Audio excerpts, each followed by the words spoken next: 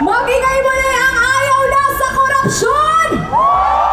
Magingay ang ayaw na sa mga kurakot na politiko!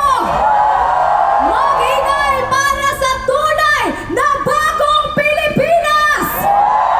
Ang tunay na bagong Pilipinas ay gawa ng Pilipino. Hindi ng kahit sino mang politiko, hindi ni Marcos, hindi ni Duterte, hindi ng mga senador, hindi ng mga kongresista. Ang tunay na pagbabago ay nasa kamay ng mga Pilipino. Mabuhay ang Pilipinas! Mabuhay ang Pilipino! Kulong lahat! Mga kurakot! Kulong lahat! Mga kurakot! Magandang gabi po sa lahat! Mag-iingat ang lahat sa pag-uwi! Ingatan ang mga sarili! Ingatan ang boto ng bayan!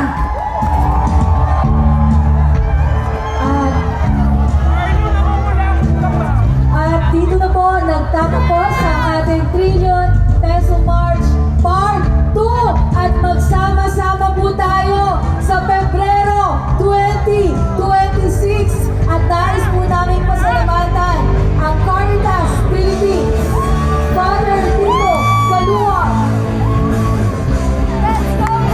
Stagecraft, Stellar Production, Precision, Quezon City Mayor Joy Belmonte, Quezon City Police, MMDA, DRRMO, Solidarity for Truth and Justice, at sa lahat po ng media partners na nandito at nag-cover po, maraming salamat. Ang S1 Studio of Lighting, religious groups, labor, lahat po ng mga manggagawa, CSO, youth, artists, hosts, volunteers, marshals, logistics, security, at sa lahat po na binubuo ng Trillion Peso March Part 2. Maraming salamat po.